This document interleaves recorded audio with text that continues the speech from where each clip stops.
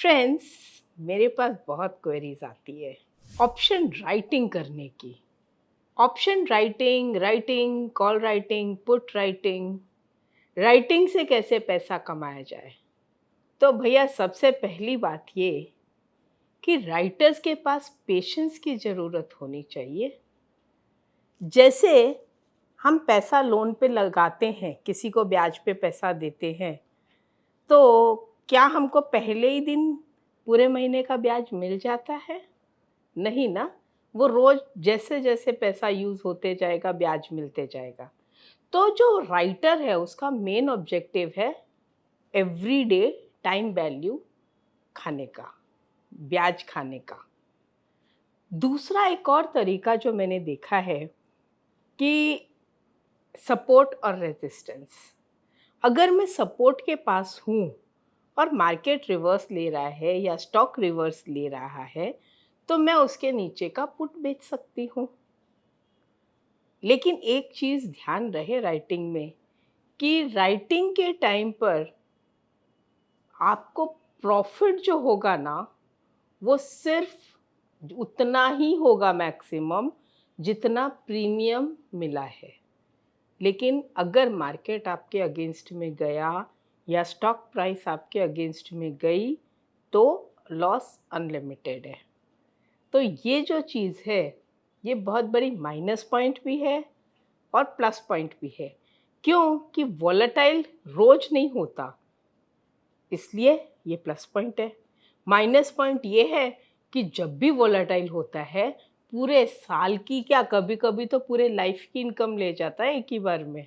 कई बार traders options trading में enter तो करते हैं but they don't really know the basics of it. इसी वजह से वो काफी सारे लॉसेस जनरेट करते हैं। टू प्रिवेंट दिस, upsurge.club ने ज्योति बुधिया के साथ एक कोर्स बनाया है called option trading for beginners, जिसने ऑप्शन ट्रेडिंग के सारे बेसिक्स और फंडामेंटल्स को कवर किया है।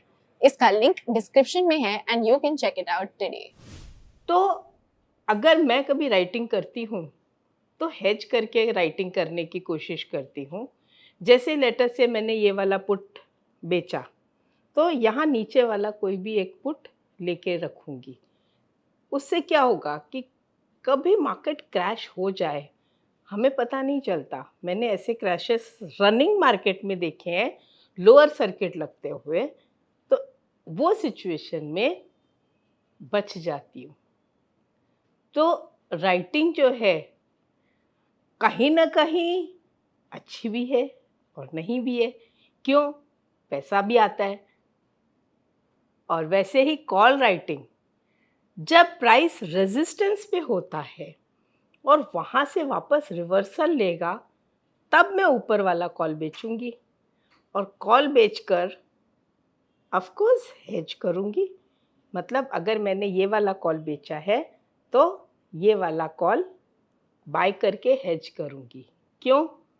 अगर प्राइस फट गया रातों रात तो मुझे कौन बचाएगा? स्टॉप लॉस मार्केट खुलने के बाद लगेगा ना। अगर गैप अप गैप डाउन हो गया तब हम क्या करेंगे? और जब हम निफ्टी, बैंक निफ्टी, सेंसेक्स इनमें ट्रेड करते हैं तो मैंने बहुत बार देखा है कि गैप अप और गैप डाउन हालत ख़राब करते हैं। और ख़ास करके एक्सपायरी डे पे जब बड़ा मूवमेंट आता है जिसको हम डेल्टा लैंग्वेज में कहते हैं, डेल्टा हेजर्स जो हैं वो कहते हैं गामा फट जाता है। मतलब इतना बड़ा मूवमेंट आता है कि प्राइस फट जाती है ऊपर या नीचे, तो प्रीमियम्स जो हैं इतने फास्ट इंक्रीज होने लगते हैं कि जल्दी से पोजीशन स्क्वायर ऑफ होती नहीं है। तो फ्रेंड्स एक बात है, चाहे ऑप्शन बाइंग हो या सेलिंग, बेसिकली मैं तो बायर हूँ लेकिन ऐसा नहीं है कि मुझे सेलिंग से परहेज है। मैं भी सेलिंग करती हूँ लेकिन मुझे उसमें रिस्क समझ में आती है तो सेल करती हूँ। एक सीधी बात है कि अगर मैं बायर हूँ तो मुझे ये पता है कि सेलर की मेंटालिटी क्या है। सेलर की मेंटालिटी है कि मार्केट ना चले, राइटर की मेंटालिटी है मार्केट ना चले और वहीं पे रहे और प्रीमियम 0 हो जाए, राइट? तो वो उस शेयर की राइटिंग ज़्यादा पसंद करेंगे जिसमें मूवमेंट नहीं हो, या जैसे मैंने कहा सपोर्ट के नीचे का पुट, रेजिस्टेंस के ऊपर का कॉल। तो ये जो 3 वैरायटी है ये राइटर को प्रेफर्ड है, वो चाहते हैं इसी पे काम करें। तो ये जब मैं जानती हूँ तो मुझे पता है कि साइडवेज वाला जो शेयर्स है या साइडवेज वाला जो मार्केट है उसमें हाथ मुझे नहीं डालना चाहिए। क्यों? क्योंकि एज अ बायर मेरा वहाँ पे प्रीमियम 0 हो जाएगा। और पुट के इधर जब सपोर्ट के पास से मार्केट घूम रहा है, मुझे वहाँ का सपोर्ट, और पुट के पास में सपोर्ट से जहाँ मार्केट घूम रहा है मुझे वहाँ पे कॉल बाय करना चाहिए क्योंकि वो डायरेक्शनल ट्रेड है। तो बेसिकली समझने वाली बात ये है कि बायर जो है वो फास्ट मूवमेंट चाहता है। तो अगर मुझे राइटर की साइकोलॉजी समझ में आती है, बायर की साइकोलॉजी समझ में आती है, तो मैं कोई भी ट्रेड ले सकती हूँ। और साइकोलॉजी का मतलब ये होता है हम जो कर रहे हैं सामने वाले ने क्या सोचा होगा, ये पहले सोचें कि हम ये ट्रेड जैसे ले रहे हैं। लेट अस से हमने एक पुट शॉट किया। हमने पुट शॉट क्यों किया? हमें मंदी नहीं लग रही है या हमें तेजी लग रही है। अब इसमें 2 बातें आ गई। मुझे मंदी नहीं लग रही है, तो मंदी नहीं लग रही है मैंने पुट शॉट किया, ठीक है। मुझे तेजी लग रही है तो भी मैंने पुट शॉट किया, वो भी ठीक है। लेकिन जो बायर होगा वो कॉल भी बाय कर सकता है। लेकिन वहाँ पे मैं कॉल बाय नहीं करूँगी जब मुझे ये लगेगा कि मंदी नहीं होगी, क्योंकि मुझे तेजी की उम्मीद नहीं है। तो ये जो चीज़ें होती है, ये साइकोलॉजी और प्लस डायरेक्शन दोनों साथ में मिलती है तब ट्रेड बनता है। दूसरा, एक बायर पर्सपेक्टिव से देखें तो बायर कभी भी स्टॉप लॉस नहीं लगाते हैं, ज़्यादा करके ऐसा मैंने देखा है। उनको ऐसी उम्मीद रहती है कि हाँ भाई मैंने 10,000 रुपये लगाए, इसके मुझे 50,000 रुपये मिलेंगे। वो उसी उम्मीद में रहते रहते उस 10,000 को ज़ीरो कर देते हैं। राइटर क्या बोलते हैं? बोलो वो जो 10,000 रुपये वो ज़ीरो कर रहा है ना, वो मेरे हो गए। बदले में उसको 50,000 चाहिए, मैं तो 10,000 का जगह मेरे को जब 5,000 का लॉस होगा ना तो ही काट लूँगा। लेकिन बायर जो है वो 5,000 में काटने को रेडी नहीं है। वो बोलता है मैं कट नहीं करूँगा। क्यों? क्योंकि अभी अब 5,000 तो चले गए, 5,000 लेके क्या करूँगा? क्या पता भाव वापस आ जाए। तो वो जो स्टॉप लॉस नहीं लगाने की आदत है ना बायर की, वो सेलर के लिए बहुत बड़ी विनिंग पॉइंट है। और सेलर को ये पता है कि मुझे अनलिमिटेड लॉस है, तो सेलर जो है स्टॉप लॉस लगा लेते हैं। तो इसीलिए सेलिंग के अंदर मैक्सिमम विनर्स होते हैं कंपेयर टू बायर्स। और मार्जिन देके हम क्या चाहते हैं, अगर मैंने कुछ मार्जिन लगाया है तो बदले में मैं इतना चाहती हूँ कि जो बैंक मुझे रिटर्न देता है उससे मुझे डबल या ट्रिपल रिटर्न मुझे मिल जाए। I am happy. तो मतलब मेरी प्रॉफिट की इच्छा कोई बहुत बड़ी नहीं है।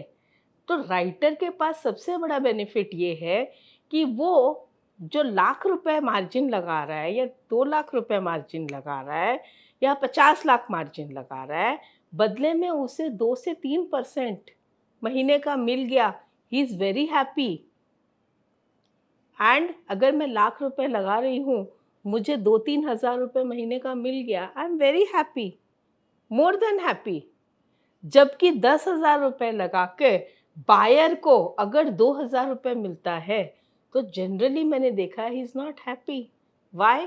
उनको और बड़ी उम्मीद होती है, बोलते नहीं 2,000 रुपये आए हैं, लगाए भी तो 10 है। लेकिन यही जो प्लस पॉइंट है ना सेलर का, कि वो छोटी अमाउंट में खुश है, वो 2-3 हज़ार रुपये में खुश है महीने के। इसीलिए सेलर आर मोर विनर। और राइटिंग कोई गलत नहीं है, राइटिंग बहुत अच्छी है, लेकिन राइटिंग में जो ध्यान रखने वाली बात ये है वो है कि स्टॉप लॉस एक तो लगा के रखें, और दूसरा मार्केट जैसे ही ट्रेंडिंग मूव लेना शुरू करे इमीडिएटली अपने पोजीशन को स्क्वायर ऑफ कर दें और फिर आराम से काम करें और वेट करें। अच्छा, ऐसा भी नहीं है कि ट्रेंडिंग मूव ले लिया तो आपने यहाँ से कट करके रिवर्स पोजीशन बना दी, ऐसा कभी ना करिए। Wait and watch, see the proper direction कि वो क्या कर रहा है। अगर नहीं समझ में आ रहा है या एक्शन बहुत ज़्यादा स्पीडी हो गया तो मत करिए। वेट, वॉच, देखिए, समझिए और फिर करिए। अगर नहीं समझ में आ रहा है छोड़ दीजिए, दूसरा ट्रेड ढूंढेंगे। मार्केट में ट्रेड्स की कमी थोड़ी है, दिन के 50 ट्रेड्स मिलते हैं, एक में नहीं कमाएंगे, दो में नहीं कमाएंगे, तीसरा कोई आ जाएगा उसमें कमा लेंगे। इसी ट्रेड से कमाना है, इसी में से पैसा निकालना है, ये तो ज़रूरी नहीं है। अगर बैंक निफ्टी की राइटिंग आज नहीं समझ में आ रही है, उसमें वोलेटिलिटी बढ़ रही है, तो राइटिंग में ये बहुत बड़ा नुकसान हो सकता है। आज बैंकिंग सेक्टर वॉलेटाइल है तो बैंक निफ्टी वॉलेटाइल हो सकती है। मुझे बैंक निफ्टी राइटिंग करनी है तो काम रिस्की है ना। दूसरा, दूर के ऑप्शंस राइट करिए, लेकिन स्टॉप लॉस वहाँ भी लगा के रखना ज़रूरी है। क्योंकि दूर के ऑप्शंस में क्या होता है कि प्रीमियम कम होता है, उनके प्रोबेबिलिटी भी कम होती है, बट स्टिल रिस्क तो होता है। तो बहुत ज़ोर से जब मूवमेंट आता है तो छोटा अमाउंट बड़ा अमाउंट कब बन जाता है पता नहीं चलता। इसलिए हो सकता है कि हमें साल में 10 महीने आराम से वो प्रीमियम खाने मिले, लेकिन जैसे ही मूव ट्रेंडिंग में आ जाए, नॉन ट्रेंडिंग से ट्रेंडिंग में आ जाए, सबसे पहला काम position cut and then wait and watch what is happening. जब हमें समझ में आ जाए कि क्या हो रहा है, उसके बाद फिर आगे का स्टेप लीजिए। इस तरह से हम राइटिंग कर सकते हैं। और आप लोगों ने नोटिस किया कि मैंने इसके साथ साथ में एक और चीज़ आपको बता दी कि हम बाइंग करते टाइम भी क्या देखना चाहिए। तो बाइंग में राइटर हमारा पेशेंस टेस्ट कर रहा है। क्यों? कि वो चाहता है कि हम पैसे को ज़ीरो कर दें तो वो पैसा उनका हो जाए। तो इसी तरह से बायर्स और राइटर्स दोनों काम करते हैं और सपोर्ट और रेजिस्टेंस का यूज़ करते हैं। मार्केट साइडवेज हैं, उसका भी डायरेक्शन ले लेते हैं। कैसे कर सकते हैं ये भी एक चीज़ मैं आपको बता दूं। लेट्स से हमने ऑप्शन चेन देखा। अभी ऑप्शन चेन में एक होता है हाईएस्ट कॉल ओपन इंटरेस्ट, एक होता है हाईएस्ट पुट ओपन इंटरेस्ट। अगर हम सपोर्ट के पास में हैं और वहीं पे हाईएस्ट पुट ओपन इंटरेस्ट है तो हाँ, इसका मतलब सपोर्ट बन रहा है अच्छा सा, तो उसके नीचे का हम पुट राइट कर सकते हैं। और अगर रेजिस्टेंस के पास में है, वहीं पे हाईएस्ट कॉल ओपन इंटरेस्ट है, तो हम उसके ऊपर का कॉल राइट कर सकते हैं। कभी कभी ऐसा देखा गया है कि सेम स्ट्राइक प्राइस पे हाईएस्ट कॉल ओपन इंटरेस्ट और हाईएस्ट पुट ओपन इंटरेस्ट है, तो ऐसी सिचुएशन में भी हम राइटिंग कर सकते हैं, बट हेज किए बिना ट्रेड मत करिएगा। तो ये कुछ चीज़ें हैं जो हम राइटिंग के टाइम पे देखते हैं कि अगर सेम स्ट्राइक प्राइस पे मैक्सिमम ओआई बिल्टअप है कॉल और पुट साइड में हाईएस्ट, तो वो ज़्यादा अच्छा लगता है, तो वहाँ पे हम कोई स्ट्रैटेजी बना के और उसी तरीके से उस पर काम कर सकते हैं, बट ओपन नहीं करेंगे। मतलब हम सीधा सीधा कॉल बेच देंगे, पुट बेच देंगे, ऐसा ओपन नहीं करेंगे, कवर्ड करके करेंगे, बिकॉज मुझे रात का टेंशन नहीं चाहिए। Thank you.